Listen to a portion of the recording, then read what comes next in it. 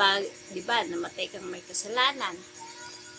Ngayon, haharapin mo ang isang eternity, isang forever ng spiritual death. At ang spiritual death na yon ay ang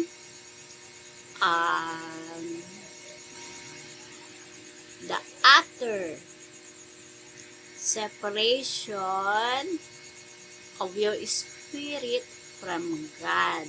So, kasi pag namatay tayo, wala na tong mga buhay natin na yung mga happenings, mga happy, mga bisyo, wala na yon.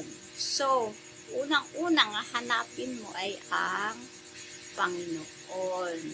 At kung ikaw ay mamatay sa kasalanan, na may kasalanan, ang parusa doon ay ang the utter separation of your spirit from God.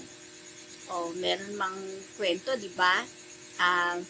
Na ang isang parang fallen angel na interview siya na anong pagdurusan nyo sa impyerno.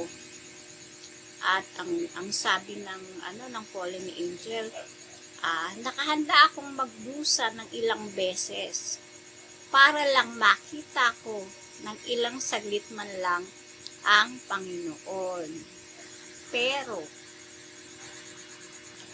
hindi mangyayari yon dahil siya ay nasa impyerno at ang parusa doon ay ang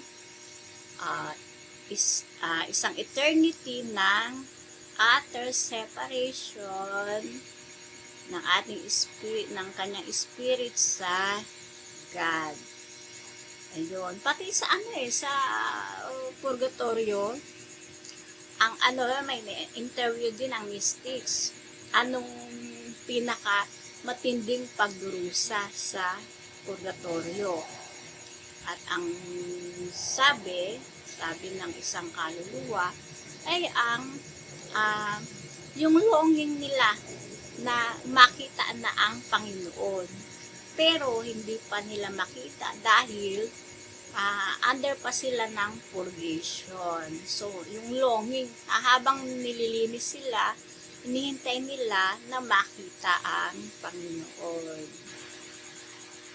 Ayun. Ang mortal sin means death.